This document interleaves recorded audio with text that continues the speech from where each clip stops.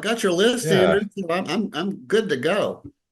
Oh, I mean, that was just off the cuff. So wherever you guys take things, there's no shortage of topics, I think. But happy to be here talking with you.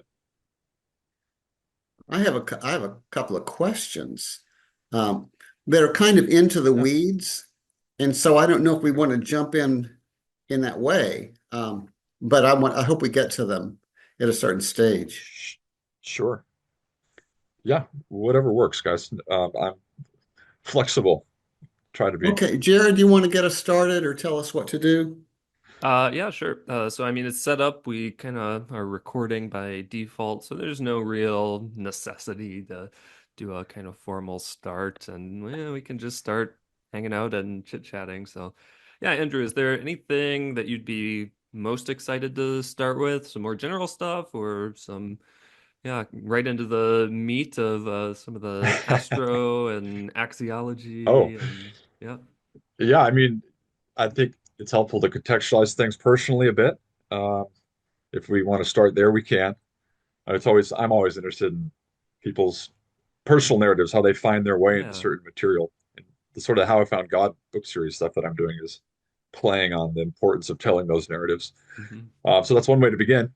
Um, but yeah, really, we can jump into the Astro Exo Ultimacy. The intro writing on Whitehead, which is I'm having a lot of fun Mhm. doing, but it's a Yeah. challenge. Yeah. And so yeah, whatever works. Yeah, let's start with that personal side of things. I think that could be a nice way to get into it, and that's certainly an element we are trying to foreground in all these podcast conversations. So, yeah, how'd you get Yeah, into the process stuff, spirituality, sure. religion, more general? What's the arc of your life look like? And where's It's it still going? arcing. Yeah. Where's the telos here? Yeah, the telos. I'm quite sure there is a telos of some kind, but it may not be going somewhere in particular, right? This is where Teilhardians and Whiteheadians will disagree. No, well, I was raised in a Protestant evangelical community, and it's certainly on my mom's side. So I went to all Protestant Christian schools from elementary school all the way through high school. Um, and loved it for the most part. You take your initial context for granted. The classes that I enjoyed most were usually my Bible classes, which is partly because the instructor I had was quite good in the sense that he'd leave open questions rather than close them down. And I love that because it gave me a sense of having something to contribute to an open question that may not have a perfectly settled answer. When I think back, those were early indications of a certain trajectory that I would follow with respect to this material. And I remember meeting with friends on Rocky Point up on a hill, and the stars just beautiful, just poking at the stars. I just loved to do that since I was young. And that's always sort of stayed with me. So I love Whitehead's statement at the end of Modes of Thought, that philosophy begins in wonder, and in the end, the wonder remains. Of course, he's taking that from Plato and the early Greek thinkers, of course, but I've had that sort of wonder with me. And it was just a natural progression for whatever reason, given my background, that it would find its way into the new avenues of philosophical and theological interest. So part of my philosophical journey is wrestling out a lot of the questions that you have as a conservative evangelical kid. Um, the problem of evil being one. And so at Point Loma in San Diego, where I did my BA in philosophy and theology, initially was biblical studies, quite interested in that. Reading more got me more into theological questions proper, and certainly a little bit of philosophy. But it really wouldn't be, I think, until master's work at Claremont School of Theology. It was Claremont Lincoln at the time, was this new interreligious university. There was a lot of possibility and excitement associated with it. It didn't last very long, but I did a master's work in interreligious studies, and the world opening up to me. I had been traveling at the time too, so my experience was bringing me new questions. But it was the first, I think, semester of my master's work at Claremont where I took a ministry in the problem of evil class. And Jay, you remember John Sweeney, I'm sure. John Sweeney was then working at the Center for Process Studies, but would teach occasionally a course on the problem of evil. And so it's that course where I first began to read some of the options that process thinking allows. So Cobb, Griffin, Hartshorne, Whitehead, and my sort of mind just expanded with respect to what's possible to affirm philosophically and theologically. And if it wasn't for that course, I think, Mhm. yeah, I'm not sure where I'd be, but that sort of lit a fire under me. I started reading voraciously in Whitehead and deepening myself metaphysically. So Whitehead helped me become a metaphysician in a way that I didn't know was possible. Um, and I've just been following that sort of process ever since. And the arc is still arcing, uh, to bring it back to that comment. I mean, so that's a little historical, personal contextualization. Mhm. Yeah, that's interesting. I mean, there's a lot of people in our community, especially on the open and relational side of things, who came out of this Yeah, evangelical context, and to varying degrees are still in it, have a new sure. relationship with it, are part of some new form of perhaps post-evangelicalism, but maybe still connected in certain ways. Tom Ord, Trip Fuller, two Yeah. major friends of ours I think of right off the bat. And certainly they have quite the influence. I get a somewhat different vibe from you, Andrew. When I think of these folks who came up from this evangelical context, those are the folks I think of first, more so. Than yourself. So it seems like you Yeah. have some kind of different relationship with this part of your identity, and or perhaps carrying it forward in a different way. So this was somewhat of a nebulous, vibes-based question, but yeah, do you feel a difference in temperament or concern from some of our other raised evangelical friends? If so, what do Yeah. you think is the source of that? No, I think that's a really good question. Yeah, the vibes, right? You're prehending a certain dimension of me. Um, it's not that I'm wholly detached from that world. Still, I still have a lot of great friends that are working both in committed ways to the evangelical world and less than committed ways, or maybe committed ways to the post-evangelical world. It's just that my main interest and focus sort of moved away from the need or desire um, to have the evangelical audience be my own. It's great that they if they want to be, and I would love to write an introduction to process theology, which would try to lay out in my own creative way what that vision might look like. But it's just that, and I can appreciate the deconstructing phase. It's very important. I went through it myself, but partly I get fatigued with it because I feel like there's a tendency to be stuck in the phases of deconstruction. Whereas I want to recognize them, like it's like Richard Kearney says, this anatheistic movement. I like that term, right? This prefix ana meaning a returning to or rediscovery of God. And what that arc looks like, to use the arc language, is phases of doubt, disbelief, and atheism. But the journey still moves past those things. Now, people are in the phases of deconstruction, doubt, disbelief for decades. They certainly can be. Um, I wasn't for whatever reason. And I think Whitehead and process thinking helped me with that. But part of what got me out of remaining in a somewhat angry phase of deconstruction was seeing that there were philosophical questions that I needed to ask, metaphysical questions that I didn't even know I initially had, and that Whitehead's thinking helped with that. So I'd love to. I'm interested in philosophical counseling, theological counseling, and most of those I talk to would be from the evangelical world. But I have a respect, I think, for my evangelical background. Um, I think there's a certain tendency to it's not to see that background as valueless, but to remain in a certain state of anger about it.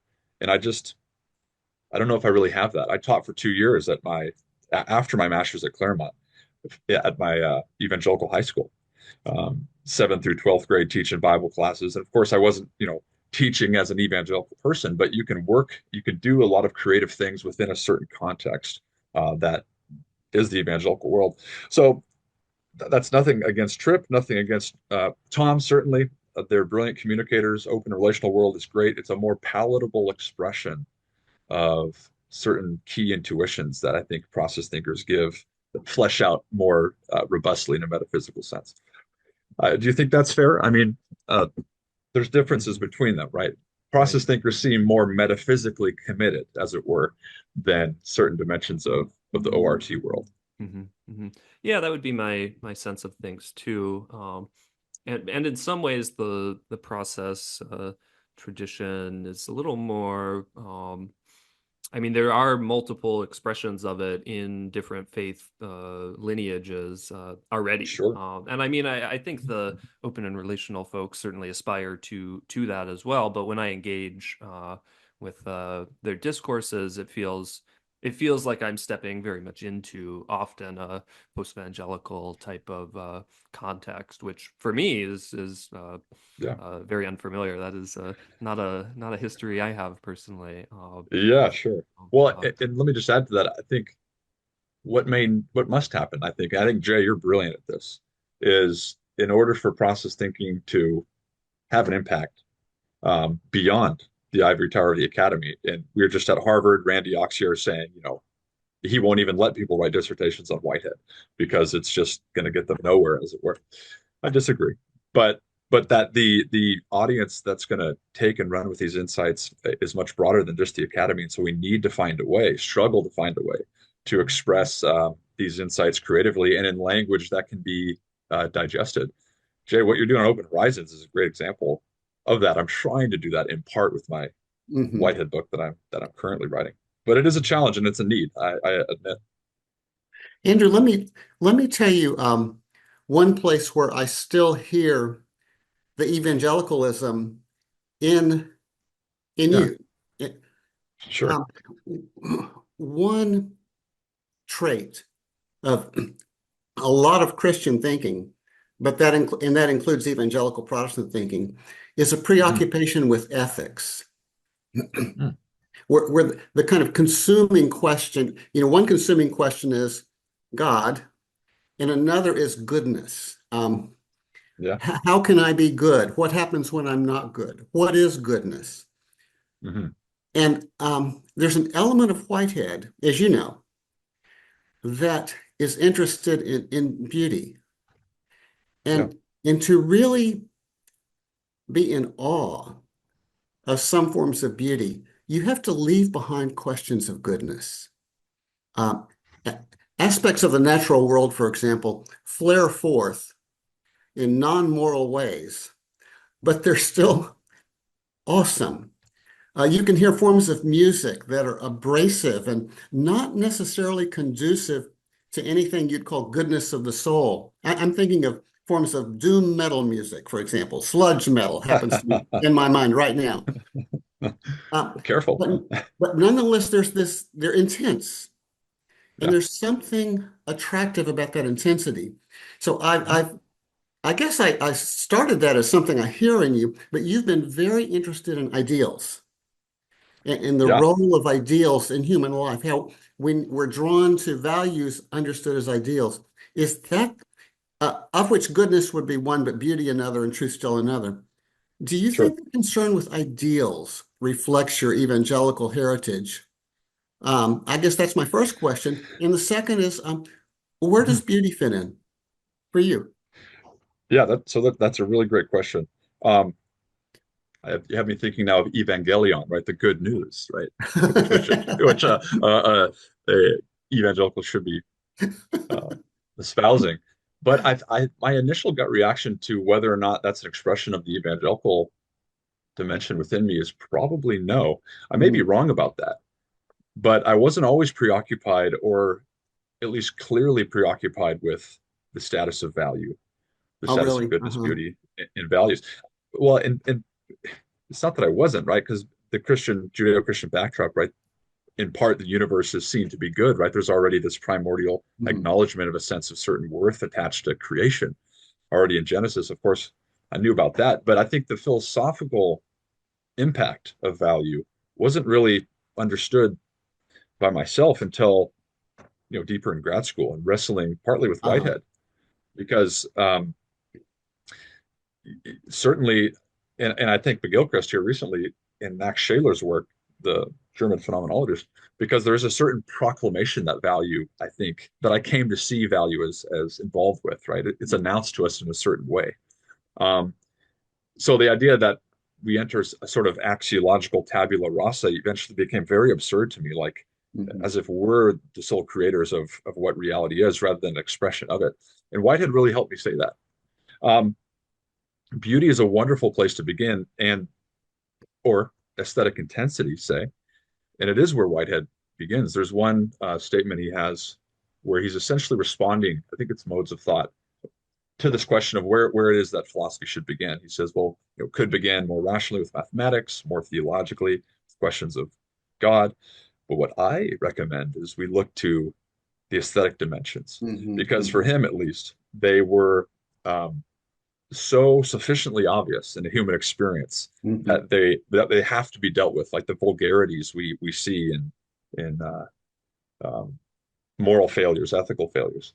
Now, you asked the question about beauty and goodness. That's a tangled relationship we haven't quite figured out yet. But I certainly agree that when it comes to the arc of the emergence of values over evolution, I think aesthetic value is fundamental Mhm. in the emergence of value in our human experience. Mhm. I don't think that makes goodness less fundamental. After all, if we're going to theologize it, Whitehead says part of God being the poet of the world is this goad towards the ideals of truth, beauty, and goodness. So I became rather interested in why the universe exists. This is a fundamental Mhm. metaphysical question. Mhm. I read John Leslie, partly through Roland Faber's advice, and this question of value being or an axiological reason for Mhm. things, even for a process, right? Whitehead, even in his Harvard lecture, talks about the becomingness of values, like Mhm. something of greatness is being achieved in the process. Um, if you don't have value, you can't say that. And it's not as if nothing's going on, something's going on. And that something has a certain qualitative character, or at least possibility associated with it. So I don't really like to subordinate the transcendentals to each other. And maybe you disagree and put value at the top, but I just think they have to be seen like a prism through each other. Um, Mhm. and it becomes hard to isolate them because certainly some moral actions are beautiful. Some beauty we can't help but say is also good. And so I think Whitehead tangles those together in a way that make it difficult for me to have a certain hierarchy involved. Does that help a little bit? Yeah, I think my question wasn't all that good, but I think your answer was fantastic. Um, Ah, what yeah, I think if I could repose my question, I don't want to dwell on this too long, but it's yeah. been my experience that the evangelical Christian traditions are good on goodness, but Hmm. not as able Ah, okay. to deal with beauty. Uh, Understood Yeah. as the aesthetic dimension of life, Hmm. sometimes which does not require preoccupations with moral goodness. Sure. It's just That beautiful. But I think I'll ask you, does that impression fit your own experience, or by contrast not? I think it does. Framed in the way you did, I would agree with that. Yeah. So the preoccupation with ethics and morals to the negligence, say, of Right. Yeah. the more erotic, as it Yeah. were, aesthetic dimensions. I agree, certainly. But Um, I think your work strikes a better balance, in my view. I think it well, seems to thanks. me Yeah, when I I read try what to. you write, you are sensitive to both of those entangled values. Yeah, well, that's the problem with values. Um, it's a tablecloth upon which you have a bunch of dishes, Mhm. and if you try to grab one value and lift it, you just can't. You grab a tablecloth, everything comes with it. I think this is a sort of metaphysical insight to the fact that all values are entangled, even greater and lesser values, positive and negative values. The philosopher has a problem the moment he's insisted upon a real value, the achievement of a real value. And yeah, it's become really central for me, and I think Whitehead's been uh, an important influence in that regard. Not just Whitehead, but obviously Whitehead Mhm. has had the most influence on my thinking philosophically.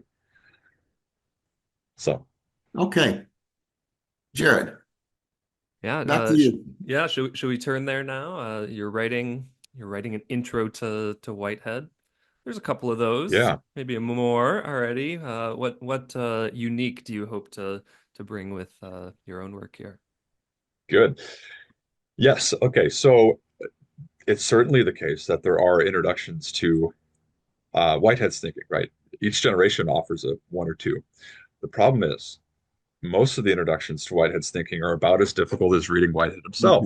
Mhm. And that's not very helpful for people, at least um, a certain demographic of people who are maybe philosophically, theologically interested, inclined, wanting to get their toes wet. But if you give them um, Elizabeth Krauss, metaphysics of experience, it's not going to do much for them.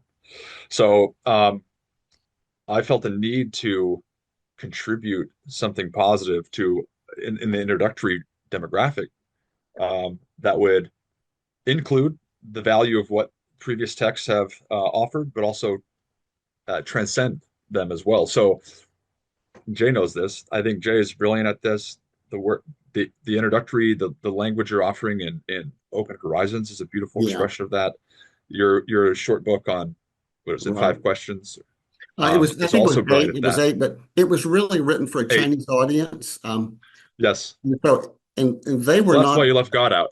that's right, they were not No. especially interested in God. And Sure. so anyway, Well, go ahead. But no, the my question is, point what is, do you emphasize? What does an sure. introduction to Whitehead look like? And what needs to be Yeah, emphasized and what needs to be put aside, if anything? sure. Well, just to close the point I was making, first, you have a beautiful buttery way of writing.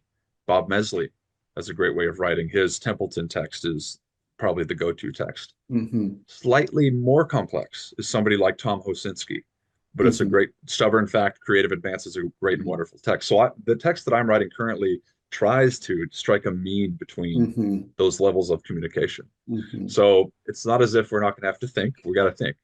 But so what I include, I think, is a deeper historical background first, that sort of the ancient antecedents of process thinking. So the first part of the book is on being and becoming, and is a sort of historical snapshot of the antecedent dimensions that are brought to being in Whitehead in a certain way, but are in no way confined to him. Um, I think the dimension on experience, right, and Whitehead's critiques of science, um, the orthodox science or orthodox Hmm. philosophy of Hmm. his time, could be expressed more. And I think the cosmological dimensions, so I include dimensions of the astral question, other worlds, extraterrestrial life, which I've been writing on independently. Um, but let me put it this way, and this is a wonderful quote from Evelyn, Whitehead's wife, and it's in Lucian Price's dialogue. She says, she's talking about his thinking is a prism. It must be seen not from one side, but from all sides.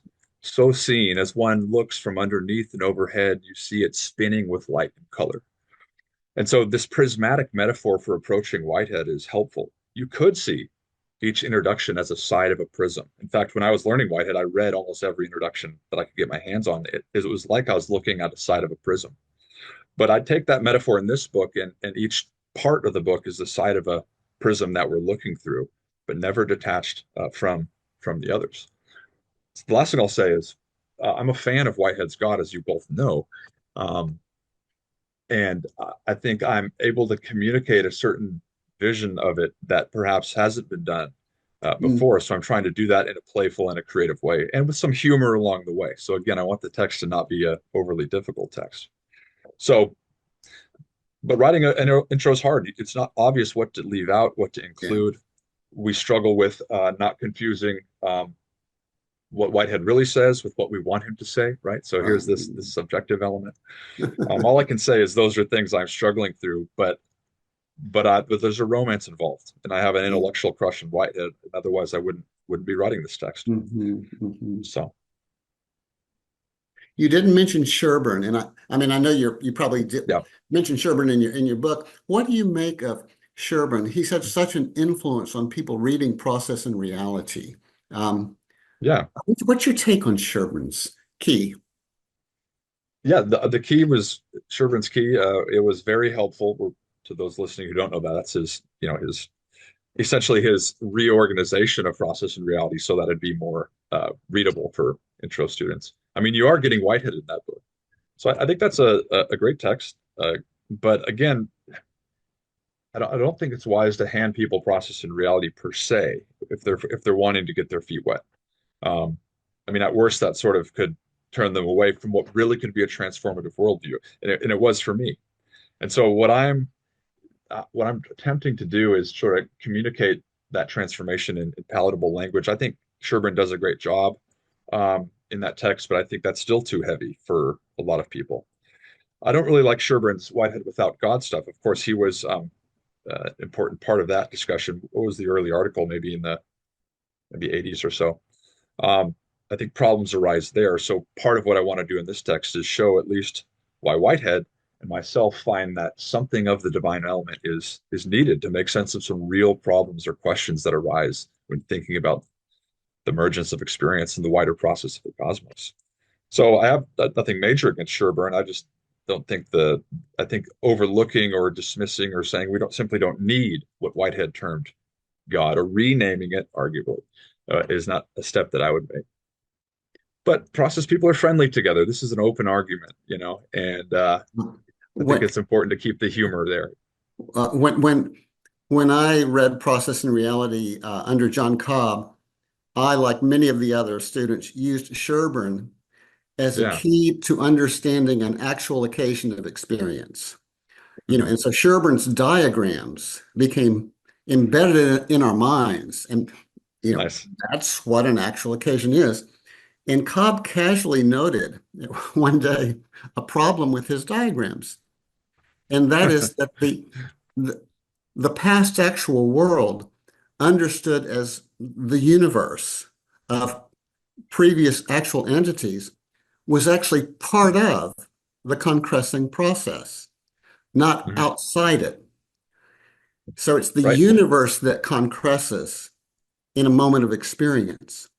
And as soon as he said that, I looked back at those diagrams and I thought, well, you're right. He kind of draws Mhm. a circle and has that outside the process of concrescence.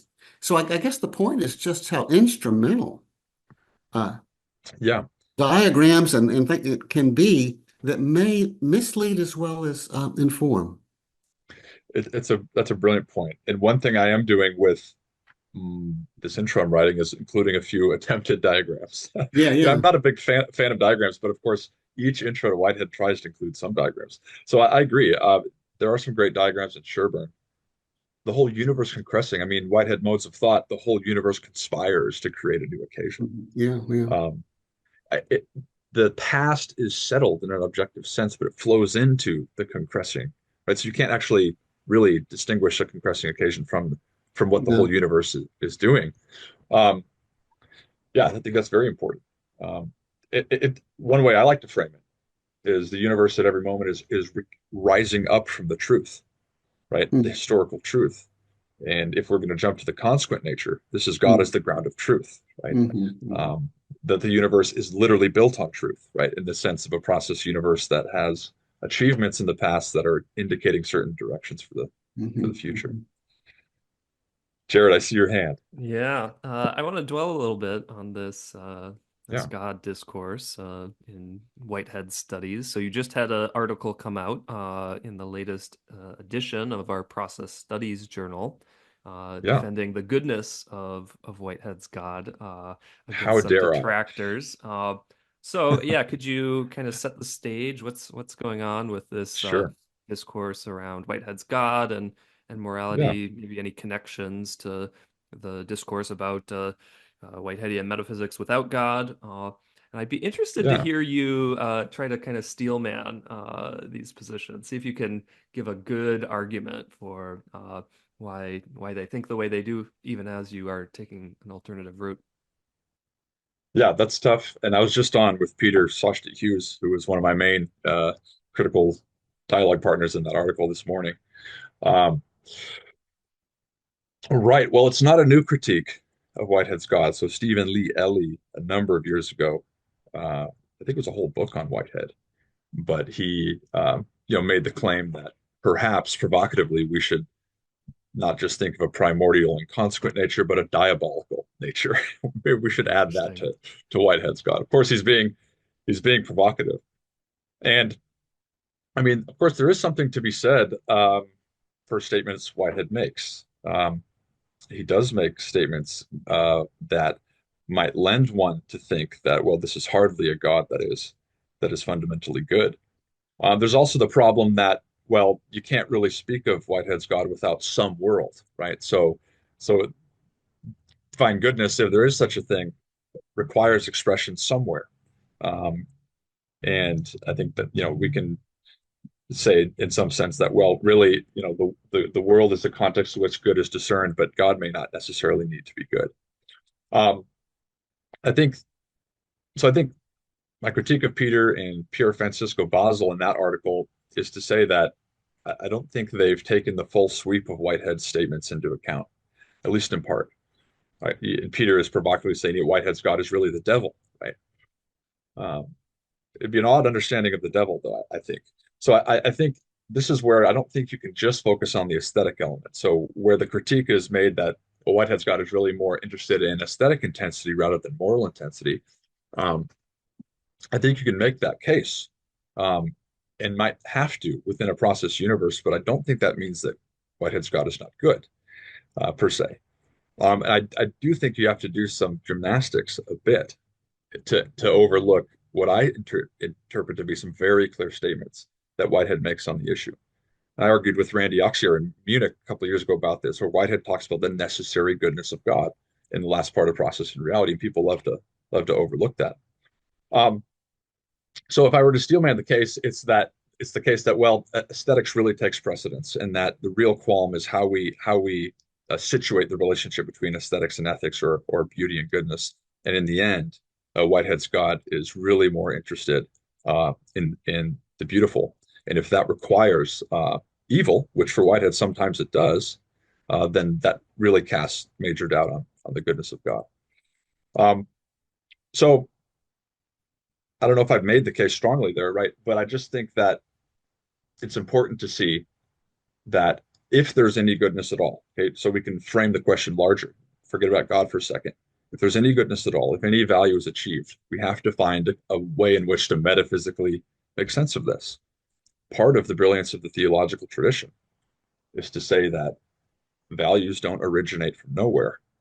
Neither do possibilities of value, which is, Jay, what I define as an ideal, right? They require some manner of locus, partly because they're abstract in a certain sense. But what is that locus?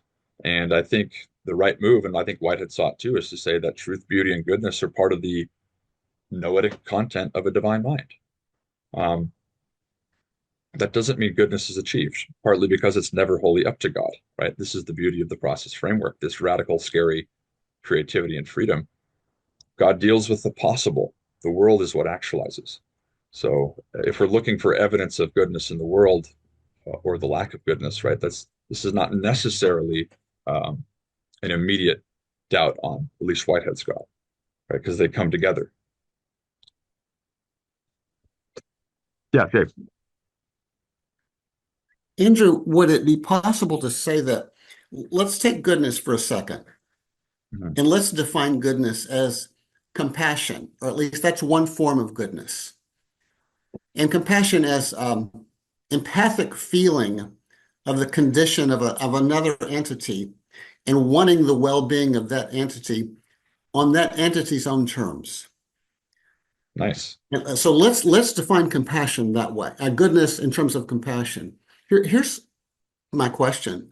Uh, would it be fair to say that that particular value was not relevant for 97% of the history of the universe, ongoing history of the universe, and became relevant only somewhat recently, at least on our planet, and even there Mhm. with a certain kind of animal, mammals, perhaps. And so, yes, God has always been good in the sense of holding that ideal, but Mhm. it took 13.7 billion years for that particular ideal actually to become relevant. I'm curious, Yeah. what would you make of that? What would you think? Well, I agree. So we're pointing to the evolutionary arc of values. So again, something is being achieved. Uh, but if you are to define compassion the way that you did, right, the sympathetic feeling, the feelings of another, Mm. um, right? In a sense, there's an element of compassion in all entities. They may not be able to feel it for their, for the sake of the other, as it That's were. right. That's the deal. But that Yeah. element of mutual prehension is a sort of compassion. But we might not yet say it's good. So I agree. Whitehead says, right, there's some epoch of the formation of protons and electrons in the early universe. So I think that's a context in which we wouldn't say moral value or moral Yeah. feeling has any real place. We certainly would say aesthetic feeling does, aesthetic Right. intensity, Yeah. because after all, the formation of protons and electrons are achievements of order, of harmony, and those are aesthetic values. But I think we have to keep our vision going with respect to that arc. With the increase in complexity, the increase in Mm. order becomes an increase of value, and there is a kind of dawning of moral intuition we might speak of, concomitant maybe with the dawning of a certain form of consciousness, where the purely arguably aesthetic values of feeling are transformed into a moral Mhm. value of concern in and for that being. So morality, and Whitehead even says it in Religion in the Making. Again, not that we have to be slaves to Whitehead, but the moral order is certain merely aspects of the aesthetic order. And I interpret that statement to mean that aesthetic, the aesthetic dimensions of experience are primal. Out of those emerge at high peaks moral values. And the analogy would be that just that consciousness emerges not from nowhere, but from more fundamental uh, states of experience. So too moral value emerges not from nowhere, but from more fundamental modes of aesthetic experience. So I agree with you, right? It's been a very short time, at least on our planet, that this moral sense has dawned. Yeah. It's a great gift, I think, but also we're struggling to see currently, right, in our societies, what sort of detriments are also involved with Well, that. well, Andrew, this is one place where I'm uncertain, but I don't find it entirely plausible. I think it's kind Yeah. of a Teilhardian idea that Mhm. the universe kind of from the get-go has been on its way toward and aiming toward something like Mhm. compassion, thus understood, seeking the well-being of the other on the other's own terms. And so that Yeah. would mean that like 90%, 97% of the history of the universe, um, it, in a way was on its way toward 3% is probably a bit high. Um, Probably. 0.1%. I don't know that I find that credible. Uh, Maybe so, but how about you? How about you? Or would you say, no, not really? You needn't say Well, it's preparatory to that heightened form of value. What do you think? what are you? So I don't think we don't want to interpret it anthropocentrically, right? And say that, right, what is driven for in this cosmic eros Right. is the emergence of human Of value us. structures. Of We have to be us. careful about that. Okay, and there is a wonderful statement Whitehead makes. I think it's 290 or 291 in Adventures of Ideas, where he says, you know, we should not rigidly codify the good. It's not as if we're going to go to another planet and other beings will have, an obvious the same expression of goodness in terms of morality. Um, but I don't have too much of an issue with it if you really hold to the fact that there is an upward trend or drive that extends from a divine offering. Um, it may be that truth, beauty, and goodness, which extends from God's primordial nature, is seeking those heightened values precisely in the process of Mhm. creation, but that it literally takes time. um, right. So it's not as if everything before it is valueless, certainly Right. not. Yeah. This is an adventure in which everything has its sort of place in terms of appreciations of value from bottom to top. There can be expressions of value far beyond the human Yeah. that we can scarcely imagine. Mhm. Um, that doesn't make the phase that we've gone Yes. through axiologically uh, less than valuable. Mhm. So does that help? I mean, No, it does. I Yeah, see it the I does. see I see the rub though, right? It's not as if we reach goodness and we're now we're done, right? Well, it's also, I just don't want to dismiss the value and the beauty of Yeah, what came before as saying it certainly was not. primarily preparatory to us. I think I want to say Yeah, I'm a little nervous about ranking values too yeah, easily, sure. ranking degrees of value too easily. I wouldn't say it's primary preparatory Yeah, for us, right. right? We only say that in retrospect, not because we were absolutely intended, but because Without that, we can't be, or at least anything like us, right? So there's a sense in which it's more of a free-flowing preparatoriness, presupposition, but Hmm. it doesn't take 2 billion years bacteria reigned. What's it like to Yeah, be a right. bacterium? I'm not sure, but it's something, Yeah, right? There's an right. element Yeah. of achievement of value.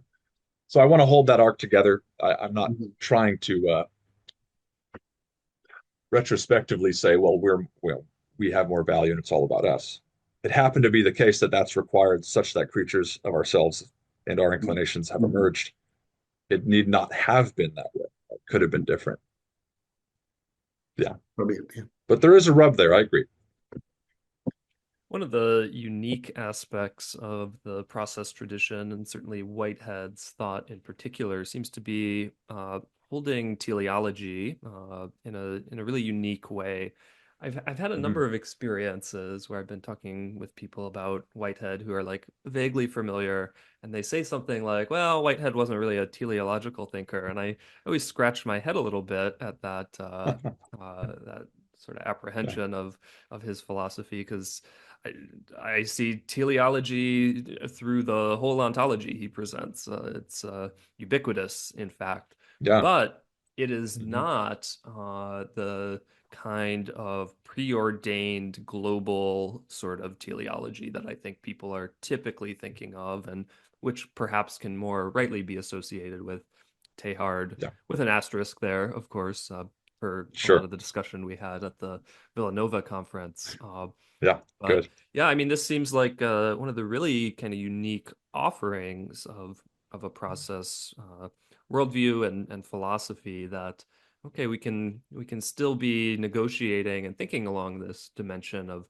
teleology, which certainly in the postmodern turn has almost been completely rejected, completely taken out of Yeah. discourse. And when you're dealing with this kind of heavy-handed, like everything is going towards this predetermined goal, yeah, I think the problems that Jay is hinting at absolutely come up. Well, Yeah. so Yeah. much is instrumentalized. You definitely get caught in things like anthropocentrism, which is absolutely entangled with our climate crisis and all kinds of other Sure. exclusivisms and exceptionalisms that I think we probably do want to avoid. So, yeah, any thoughts from Totally. you Totally. on how teleology fits into this and how we ought to think about teleology and resources from our process traditions to do so? Yeah. Sure. Sure. That's a great question. I'm all for teleology. But let me, explain what I mean. So it's definitely the case that teleology for a long time has fallen on very hard times. People are allergic to the word, right? Won't even want to use it. So as Michael Levin has said in his great work, right? Here's somebody who's showing at least the return of teleology in a deep sense in biology in the biophilosophical world. He uses the language of a certain teleophobia that we have philosophically, metaphysically, etc. And so if teleology with respect to Whitehead means that there is a predetermined goal that history must and will meet, then certainly not. Whitehead's not an advocate of teleology in that sense. To use the musical metaphor, which Jay will appreciate, it's an improvisation rather than a pre-written score, right? But even internal to an improv, there's certain movements of purpose, right? Free-flowing movements of purpose, of achievements of value, etc. So when Whitehead says the teleology, is the term of the universe is directed towards the achievement of beauty, I think that can be seen in local finite scales in some way, and you could see it towards larger scales, the whole cosmos. But it need not be a settled end, right? So James Carse has written a beautiful book called Infinite and Finite Games. In fact, I'd recommend it to everybody. Beautiful meditation where he's saying some games are played to win, right? Finite games. And once you've won, once the end is met, the game stops. Other games are infinite games that you play simply for the sake of playing, right? And even Hartshorne would say that something like aesthetic value cannot be exhausted in terms of achievement. There's no nth degree of aesthetic achievement. In fact, it's one of those stubborn, infinite values that is sort of inexhaustible. And I think this is what Whitehead has in mind in some sense in using that language of from a large scale, right, of the universe, the teleology of the universe. is headed towards this infinite exploration of the beautiful. But it's obvious that teleology is in his system. Um, right? Every aim that is there's an aim a part of every concrescent occasion. Um, and that aim ultimately, at least for him, comes from an initial aim, right? The divine initial aim, which merges in some sense with the subjective aim. When that aim is achieved, something of value has occurred. Um, so I'm teleology is returning at levels scientific, levels philosophical. I think Whitehead anticipated this, partly in response to the Romantic Poets, Chapter 5, Science in the Modern World. Their protest was a protest on behalf of value, right? The exclusion of value from matter of fact. And so we see a wonderful return of value in Whitehead's world.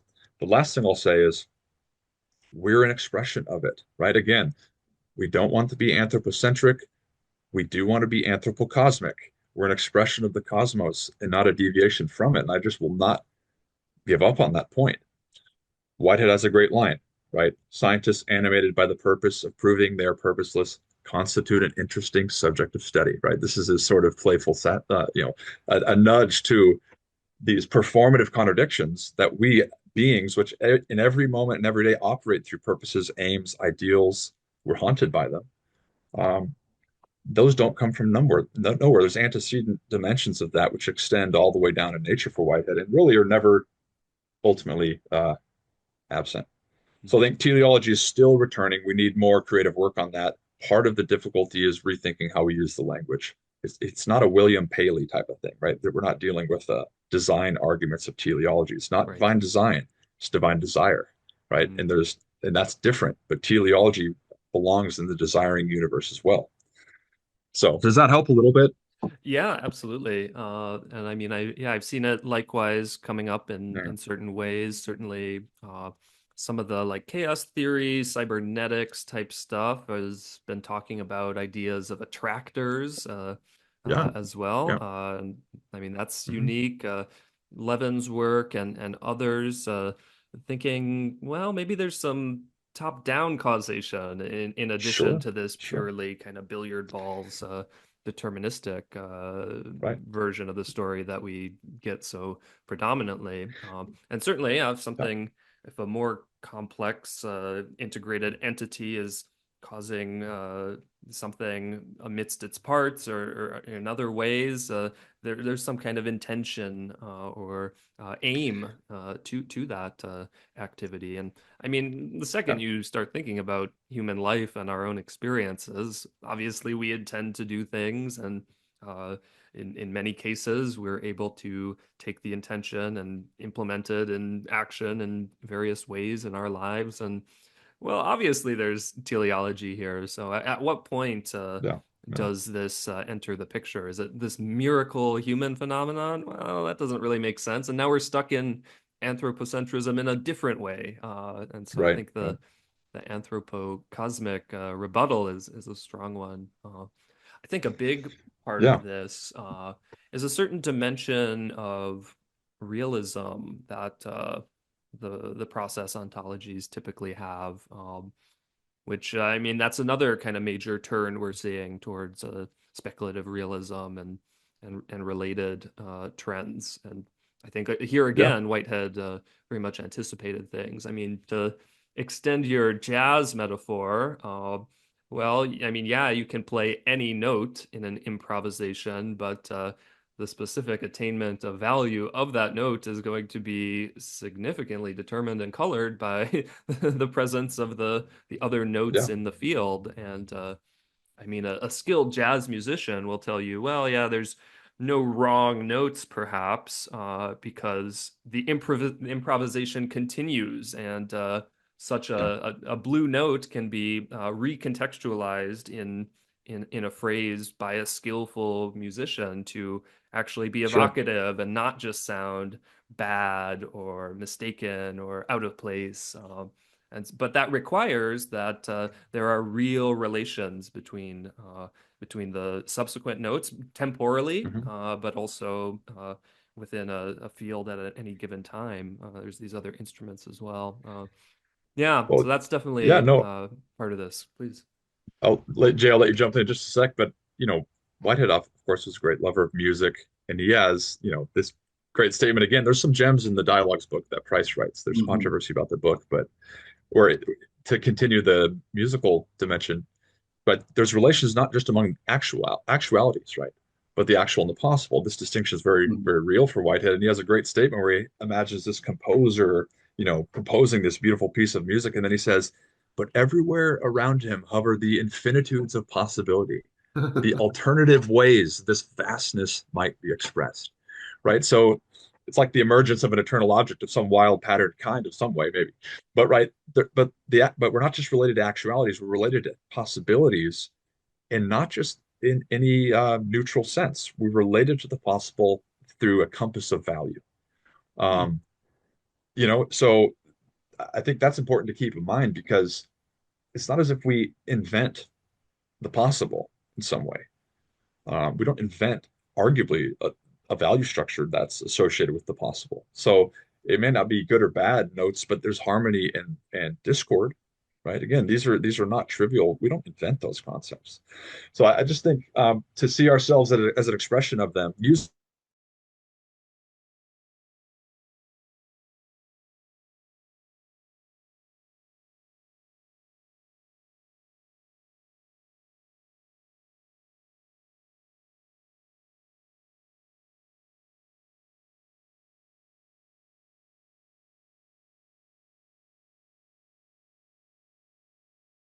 prismatic metaphor because we're attempting to see the universe philosophically, metaphysically, from all its different sides at once, and not forget that we have to do that.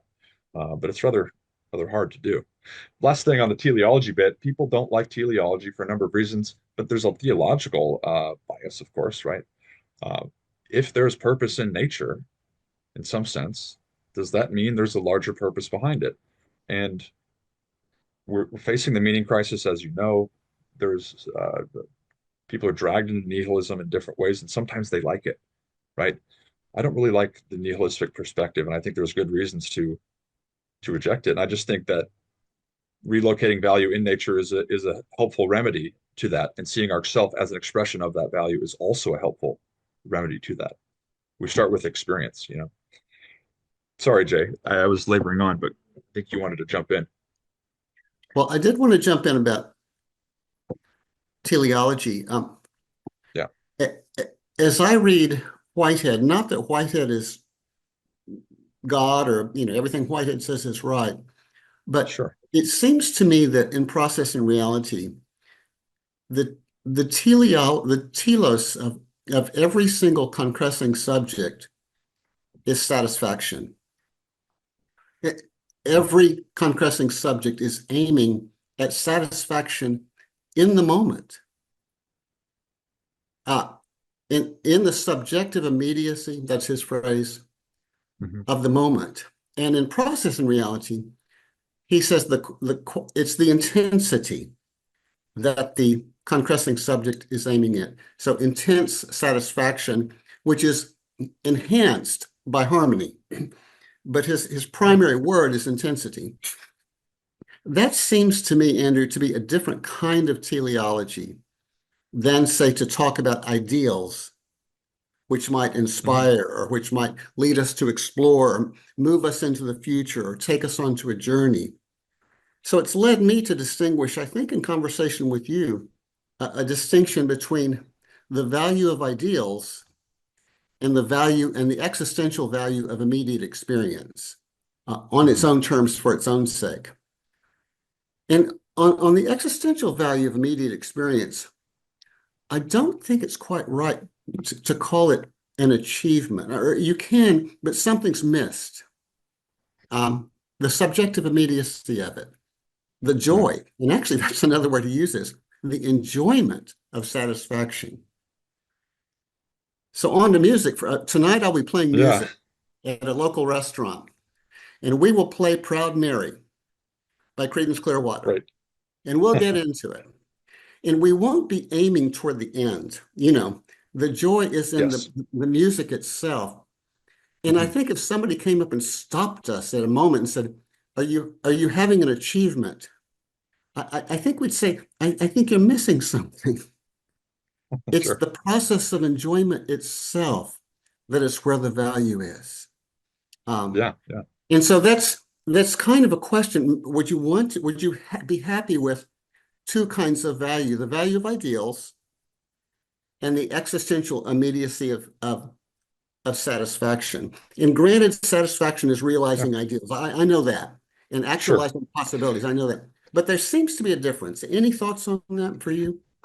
Well, I think that's really beautifully put. Yeah, I wouldn't want to draw a big wedge between those because I think Mhm. in part what a satisfaction is the culmination of a felt ideal given the context, right?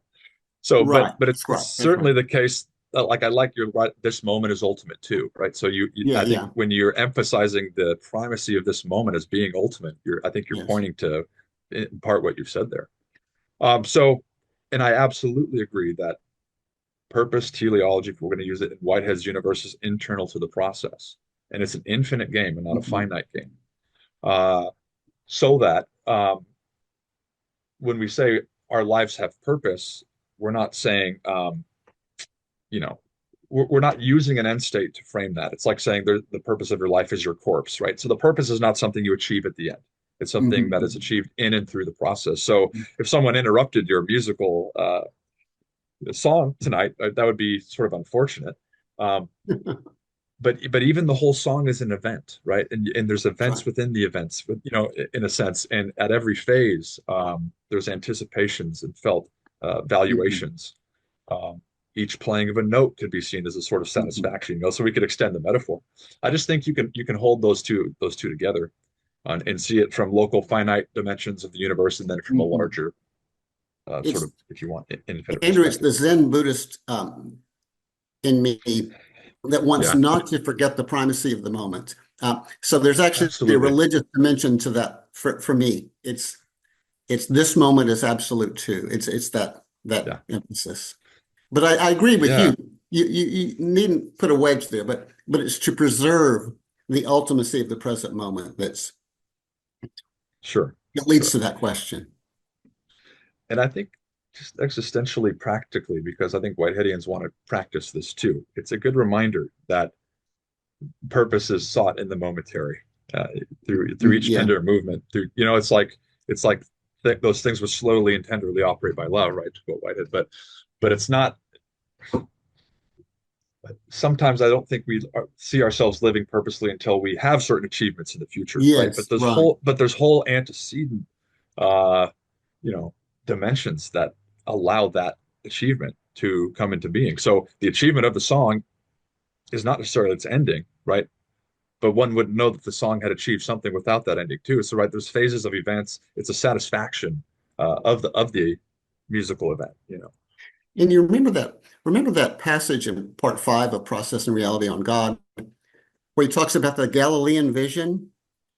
And, Love and it. I Yeah, would call it up, but I can't right now. But it's something to the effect of finds its purpose in the immediacy of the moment, and then adds that mysterious phrase, and it's not of this world. You know, yeah, he says both of those right. things. Do you remember Yeah, yeah. that How does passage he in say? there? Well, I certainly do. Yeah, it's finds its purpose. Uh, I I forget the think exact Jared's phrasing. pulling Yeah, it up. Are you pulling it up, Jared? uh, Oh, Oh, okay. yeah. No, I'm not sure where in the that one is. present immediacy of something that is not of this world. Yeah, something Yeah. like Well, maybe. Yeah. I mean, in a sense, it's like Oh, but you not could almost concerned think for the of. future. Not concerned for the future. I'll call it Yeah, up. You keep talking. I'll yeah. call it up. Go ahead. No, no. I was just thinking. Well, if we could throw in the kingdom of God language in some sense, right? Which is, it's it's um, Yeah. it's not of this world, and yet its realization happens in the world. But I see what you're saying, and I love how you want to be not overlooking these present moment dimensions. So I agree with you. I just think we're looking at different dimensions of it. Mhm. Well, I'm about to get that passage, in which case we'll Yeah, know. what Let's see. it's the love passage. Love neither rules nor is it unmoved. It's also a little oblivious to morals. It finds its purpose in the present immediacy and doesn't. Mhm. Yeah, yeah, That's it. yeah. That one I certainly think of in the context of some of these God discourses. Is Whitehead's God good? Well, if it's a God of Oh, well, love, good. but oblivious to morals, well, let's Sure, compromise sure. things. Yes, Let me read one more okay. sentence there. It does not look to the future, for it finds its own reward Ah, in the immediate present. mhm. That's the last sentence of that paragraph. Yeah, and that's a beautiful way of this moment is ultimate too, right? So Yeah. I think we can read that. But yeah, Jared, in the article that just came out in Process Studies, that's one of the, at least Basel, one of the authors I'm sort of arguing against, cites that, right? God's a little oblivious to morals. Well, does that mean God doesn't care? Well, the context of the whole passage, and I think in the larger context of Whitehead's work, is his critique of a rigid codification of morality, right? Mm. A static form of morality in a fluid and processual universe. And saying, the purest conservative is fighting against the essence of the universe is right. It's sort of critique to say in the morals frame that we're holding on to a codified dimension of morality that's irrelevant to where things are headed or what's the way in which the moments of time have passed through that. So I don't think it's a statement that God is oblivious. I think the larger dimension of Whitehead's work would show that to be otherwise. But it's linked to that rigid codification of morality, and it's uttered in terms of a statement of love in the Galilean vision. That's hardly a oblivious kind of statement. Anyway, Uh, Another kind of theological connection I've been thinking about in this discourse is, well, we said that a process perspective doesn't have this kind of global teleological vision. It seems like a lot of traditional religious ideas hinge on that, though.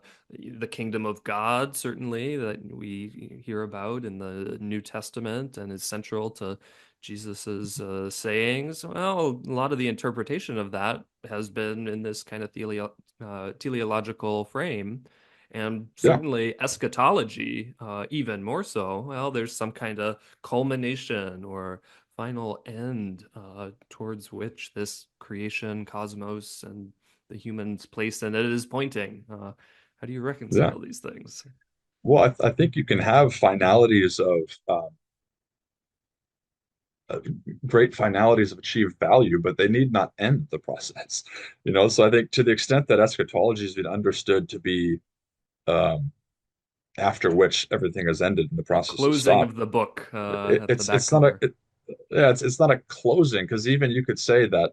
I mean, what else is a afterlife than a continuation of the adventure of existence, albeit in a different ontological frame? Mhm. So um, process thinkers balance that tension. There's been great work done on process eschatology, World Without End, which is Joe Bracken's edited volume, which is a series of authors which engages Suhaki's good work in her book The End of Evil, which was um, putting forth a subjective form of immortality. But I think there is sort of there is real endings. There's real beginnings, certainly, but I don't think eschatology requires us to say that these are capitalized big E or big B in nature. So there needs to be a good eschatology worked out. Whitehead has an eschatology. It's right there in part five. It's even there in Adventures of Ideas. The final union of zest with youth and peace. It's just beautiful culmination, but it doesn't end the process, right? It may be an ending of a certain kind, right? One epoch might feed into another epoch's end, cosmological epochs, for all we know. That's an eschaton of a certain type, but it may be that the divine vision need not have any final collapse in terms of the process. Why would there be? I mean, Mhm. anyhow. But you're right. There's a tension here with religious visions that want to hold a deep confidence in an eschatological culmination, Mhm. and process thinkers have often wanted to say, well, there's no guarantee. You know, I Mhm. think we can be confident that the divine powers, without which would a world would not have been this kind, can be trusted in a sense and collaborated with into futures that we can't really unfathom. Um, and that may be all we can ask for at the moment. Right, right. Yeah, I mean, in some senses, I could see a more traditional theist complaining that, oh, this process vision, it's a lot more wishy-washy, it's a lot less certain. But at the same time, I feel like we can think eschatology in more open ways and Yeah, in more kind of stacked throughout ontology and temporality rather than merely as one singular final endpoint. I mean, in some senses, the perpetual perishing of all occasions could be yeah. eschatologically read. And I Well, mean, seeing this kind of as a basic ontological feature rather than merely some culmination of the cosmos writ large or human destiny. I don't know. I find that a little more compelling in some ways, and yeah, there's a certain naturalism that can then come in once something like that is connected at a more basic level of the ontology rather than merely posited as some kind of far sure. off cosmological vision.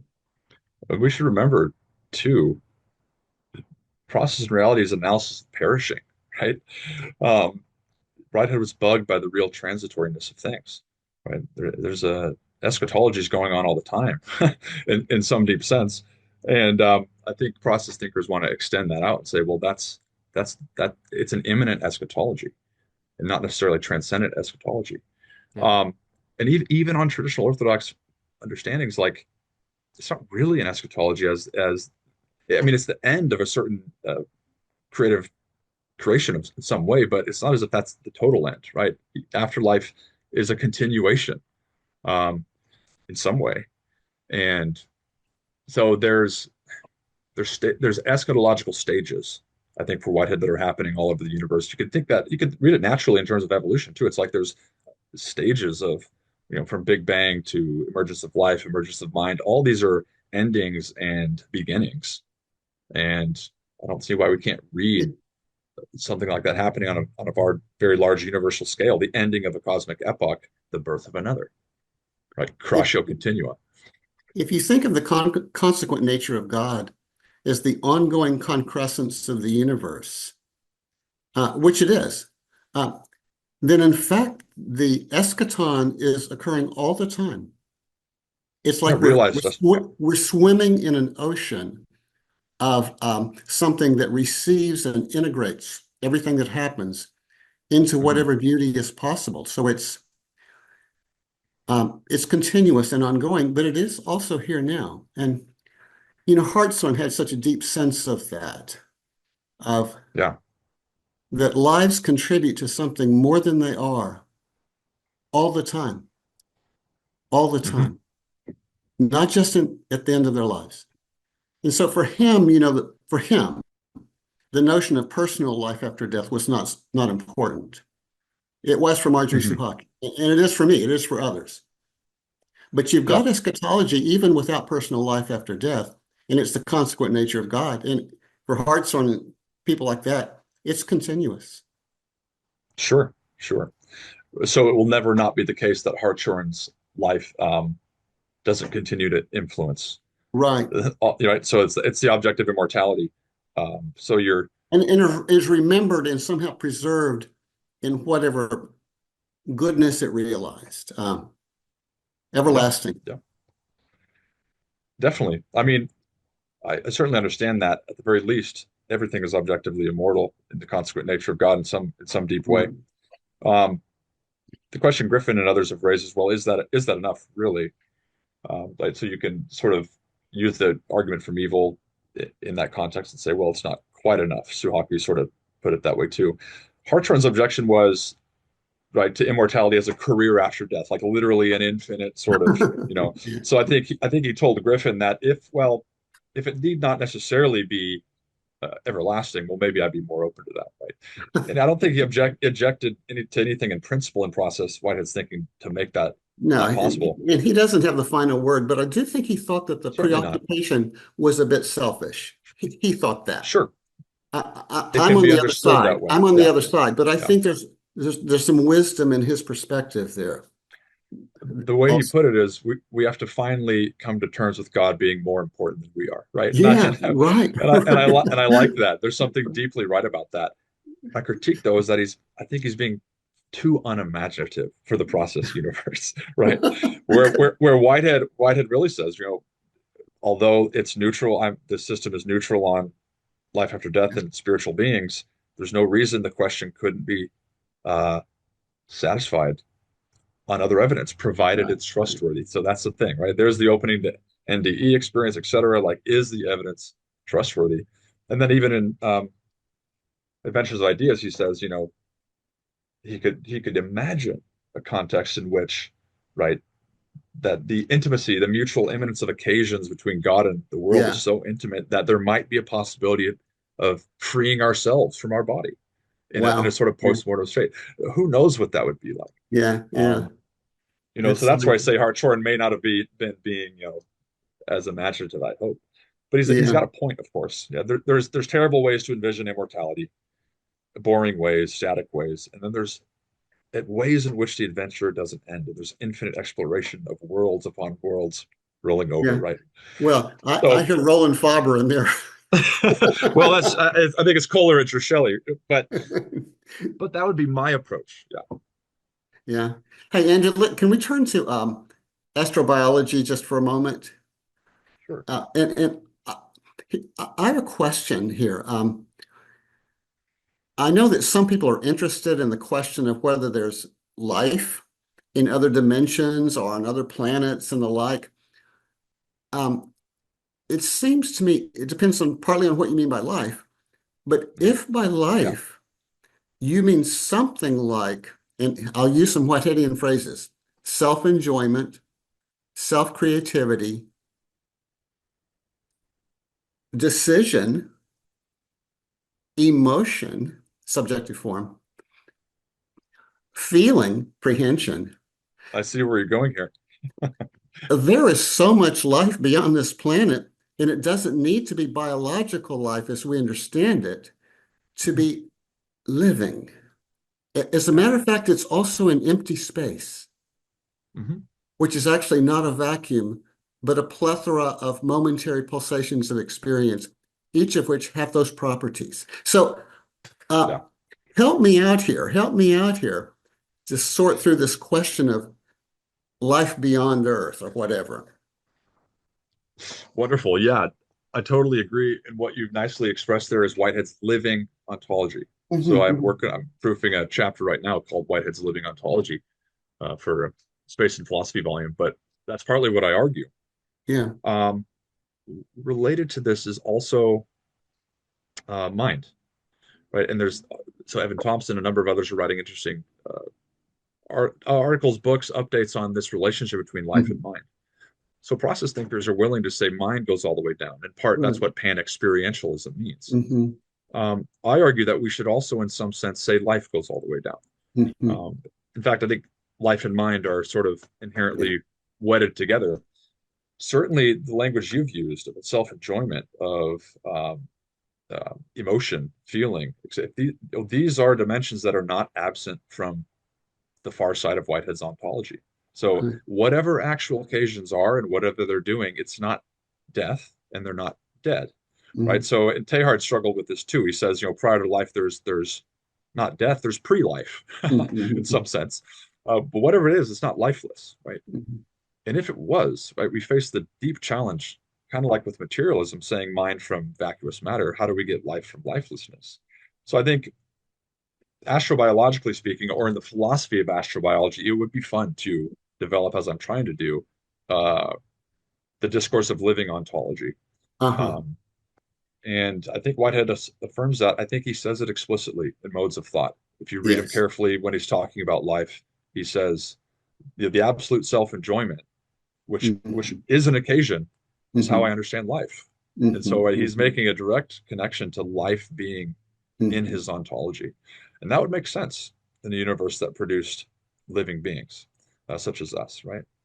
If death is the foundation, this is quite hard to get life out of it. Hans Jonas knew this too, right? Modern thought inverted the ontology of life for an ontology of death. And now it made life a problem instead of seeing life as an expression of deeper antecedent living dimensions. Does that help a little bit? I mean, Great. Yeah, it's yeah. such a it's such a I'm on rich it's a board. rich discussion. And I Yeah, yeah, yeah. really I like your phrase living ontology. I mean, Mhm. I hope you run with it, and I know you will, or maybe you already have, but to my mind, Yeah. that captures poetically a feeling for the living cosmos. To which Whitehead Yeah, points, and you point. yeah, mhm, definitely. And again, if can you have life without mind? Mind without life? I'm I, not sure. Pan experientialists haven't and panpsychists have not really settled the issue, but its bearing if on exo philosophy is quite important.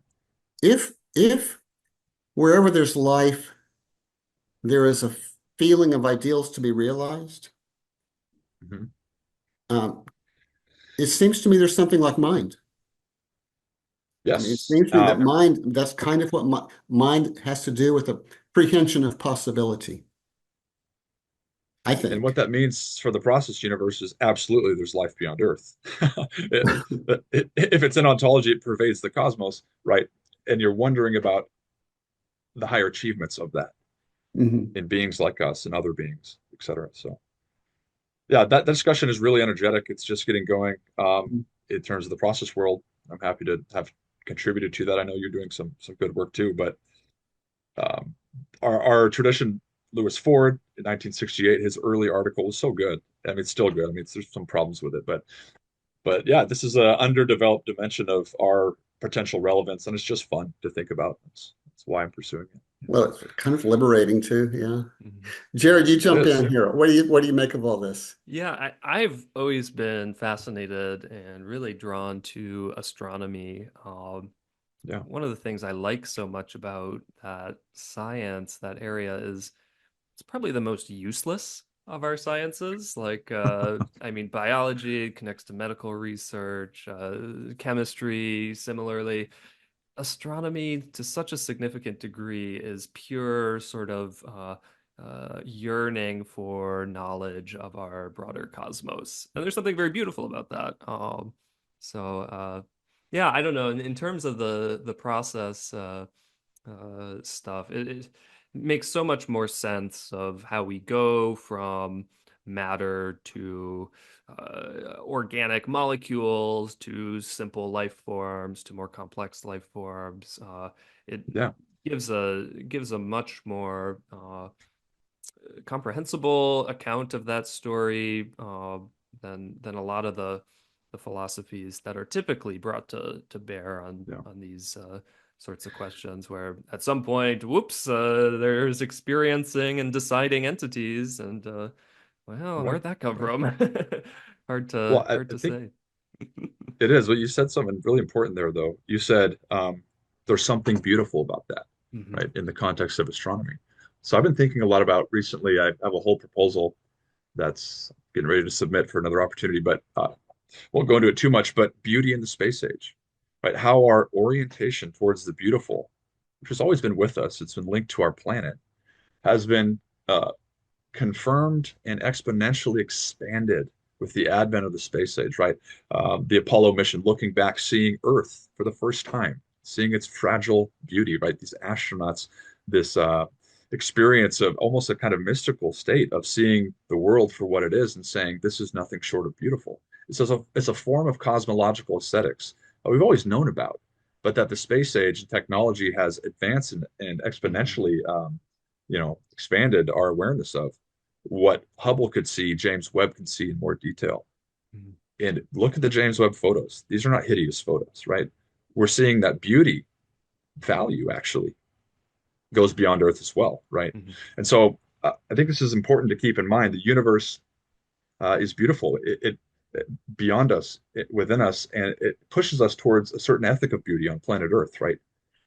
The Earth is worth fighting for, preserving because of its great aesthetic Yeah. integrity. Mhm. So yeah, it's beautiful, right? That could not have been the case. Like, what is going on? Again, we're back to this sort of almost teleological sort of sense. Mhm. Would it have been beautiful if we weren't looking at it through our telescopes? I don't see why not, right? It would be anthropocentric to say, well, things are only beautiful if it's Right. recognized. Yeah, if Um, I could rephrase, it's not that astronomy is useless, but it is not valuable for its instrumental Mhm. value primarily. There is intrinsic utility, yeah, value to the knowledge of our cosmos and the experiences of beauty achieved through engaging and studying this field, certainly. yeah. I think Absolutely. except for maritime societies, uh, for seafaring societies, the stars played a tremendously important instrumental role in navigation.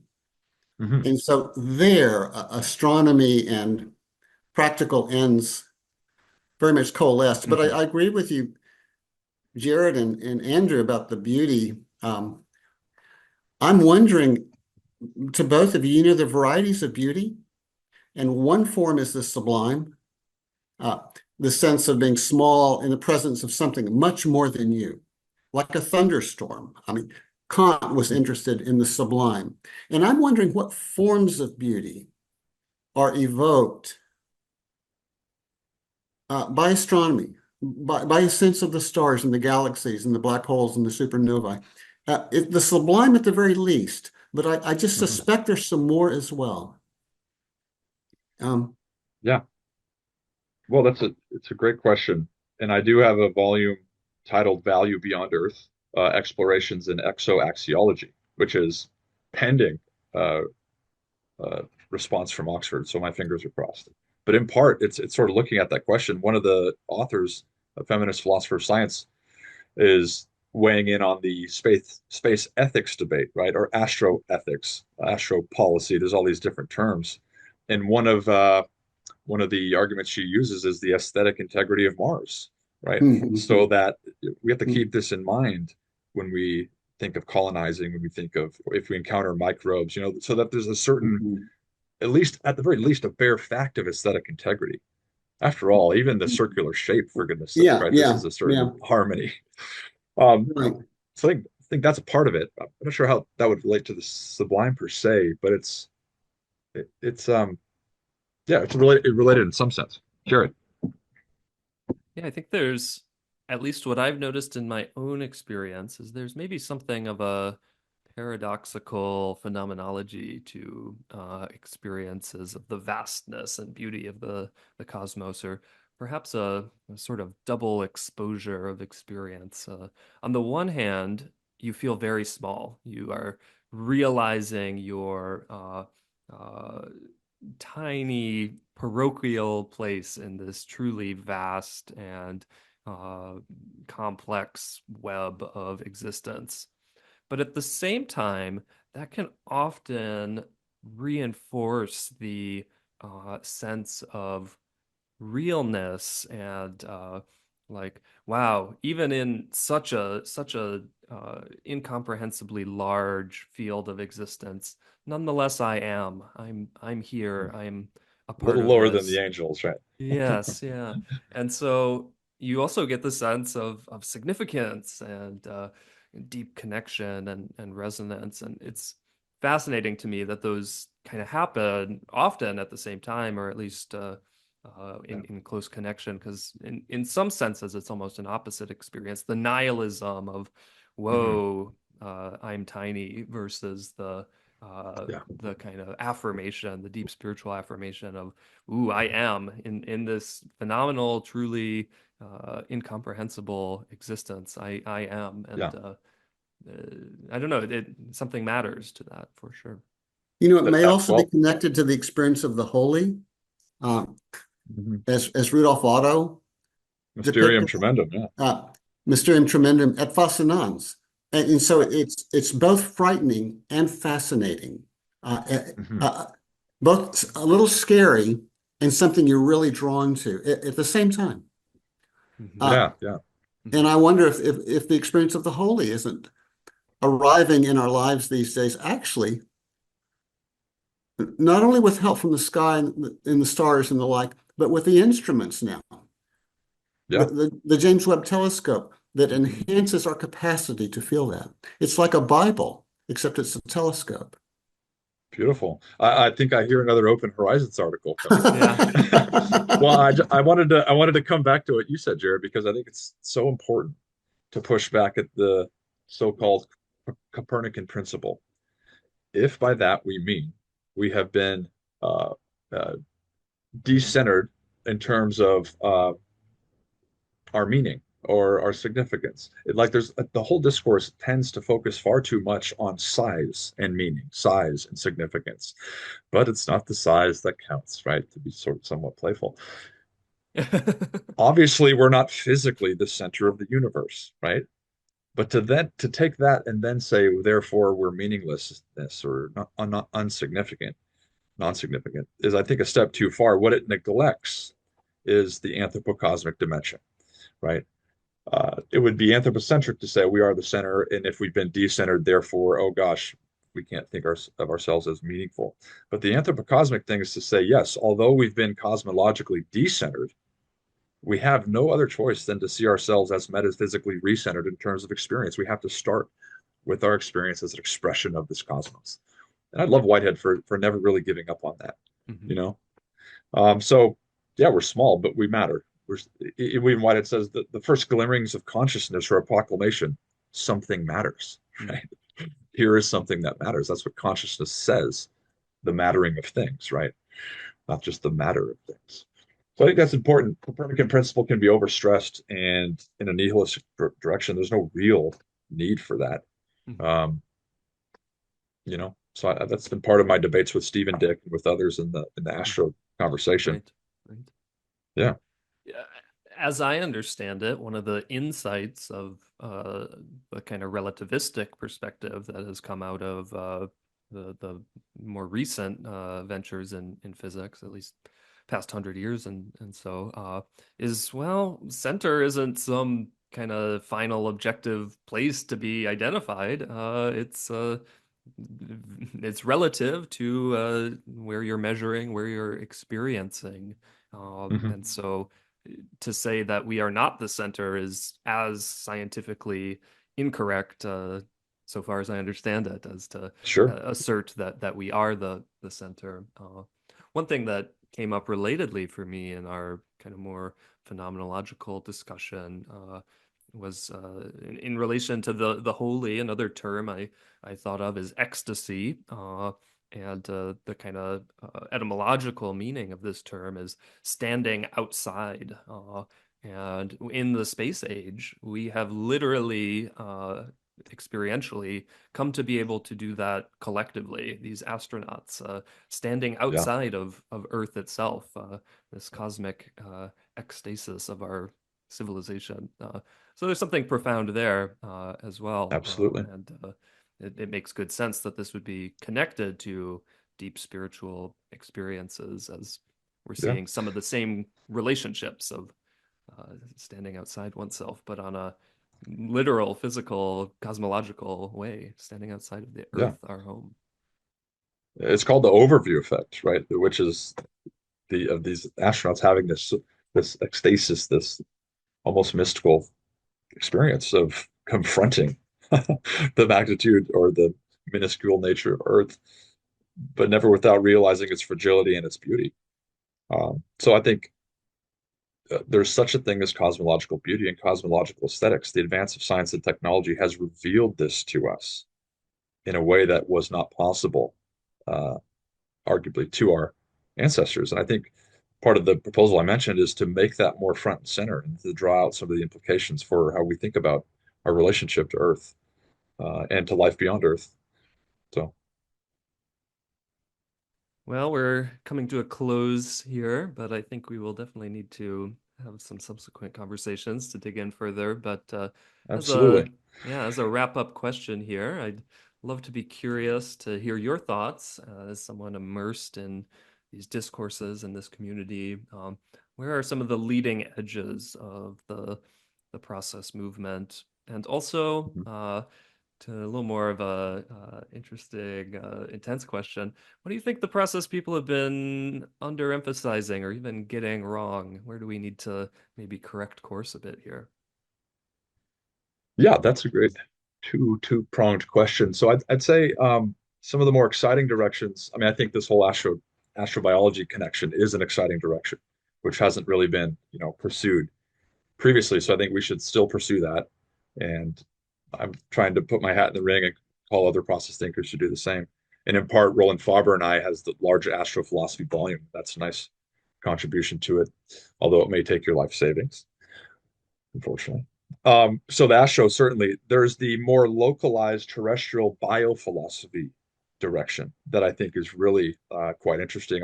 Michael Levin, we mentioned, but Spiridon, Matt Siegel, and colleagues are going to have an online biophilosophy conference, I think, next July. But there's been recent work done there, which is, again, so fascinating because it's bringing back not just the teleology, but how we think about what it means to be a living organism. And so those two directions are sort of beyond Earth and localized to Earth.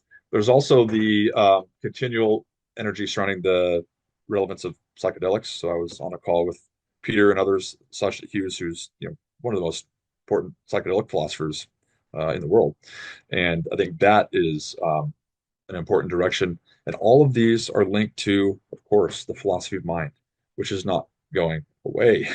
um, Mind at large, as it's been put, Huxley put it in that term. The status of mind at large, or mind first ontology. There's all sorts of new panpsychist, idealistic, or some combination frameworks that are out there, and that's one direction where we need to continually be in dialogue with people. So there's a few. I think where um, process thinkers need to take the classical tradition more seriously, from my perspective.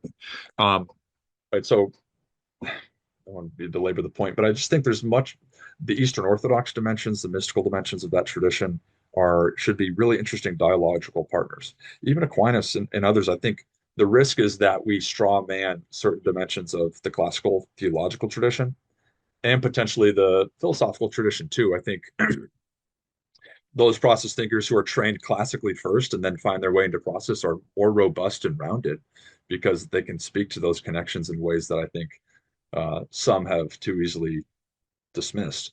Like the whole notion of substance, right? It's so whatever Aristotle was saying about substance, it wasn't Descartes' notion, right, of uh, a nothing but sort of entity, right, requiring nothing but itself in order to exist. It was much more dynamic in nature, and so I just think we have to be careful about generalizing. And I mean, it's not as if we're coming up with all the good stuff now. There's antecedents, and I think we need to take that more seriously. Anyway, that's a couple things. I would wholeheartedly agree. And I think that's a big part of what can make the process tradition more compelling to people as well nowadays, Yeah, especially in the internet discourse age where yeah, there's a lot of buzz about different philosophical ideas, different circles, and I think presenting too much as kind of a new kid on the block rather than connecting yeah, to historical traditions, giving a kind of robust narrative of yeah, the emergence of process thinking in different ways in different eras yeah, and different geographic locales. Yeah, that's yeah, compelling. This, I mean, I think certainly many an insight were had prior to our friend yeah. Whitehead, Sure. and yeah, a big part of the chat we had with Matt Segal was talking about yeah, how do we broaden out who gets in this tent of process thinker. And yeah, Yeah, sketching a new, more cosmopolitan and expansive narrative there seems very yeah. worthwhile. So, And of course, the Uh, critique can be inverted too. Those classical scholars, I think, who are too quickly dismissing the insights of absolutely. process metaphysics Yeah. should hold back a bit. I mean, Hmm. we're connected to the ancient Heraclitean notion as well. It's like Hmm. there's something in this that metaphysics hasn't quite settled, and Yep. we land in different places, but there's deep value on both sides, as it were. Sorry, Jay.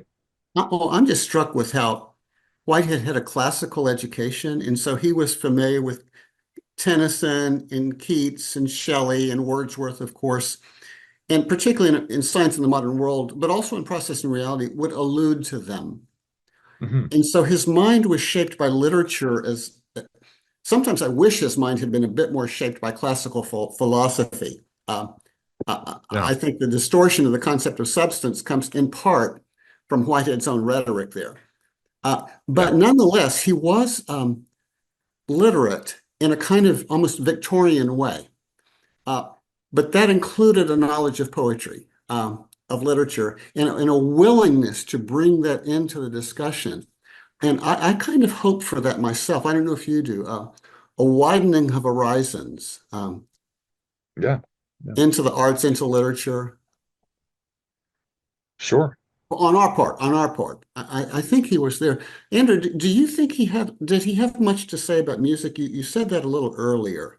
Um, you want to say anything more about that? Um, I think he did have a good amount to say on music, but it's, as with a lot of things, it's hidden in the corpus, right? Uh-huh, You have uh-huh. to sort of read through again and with your highlighter. Um, but I guess the last thing I would say is just um, it- to play off the improvisational metaphor again. I do think this is a great way of feeling your way into Whitehead's universe. Mm-hmm. And that greatness is being achieved, but the direction is not obvious, right? But man, you're sure glad you were doing it. So I think music is a good metaphor for it, and God is in the improvisational nature of that as well, right? Not even God knows, perhaps, what will be achieved, except in the mode of array of possibilities. So maybe that's a good place to end. That's All right. the musical dimension of Whitehead's universe. So Wonderful. enjoy the concert tonight, Jay. Onward into the melody. Yeah, thank you. Yeah, right, Thank you right. so much, Andrew. Yeah, We thanks, really Andrew. appreciate all the work that you do and what you're offering to this larger movement in such a substantial way. So Well, a I huge appreciate it, and thanks. I'm building off other shoulders, yours included. Jay and Jared, you're just up ahead. Quite confident of that. You're I'm the trying to future. catch up with Jared. I'm flattered. Yeah, thank you guys though. Have a good rest of the day. All right, you Likewise. too.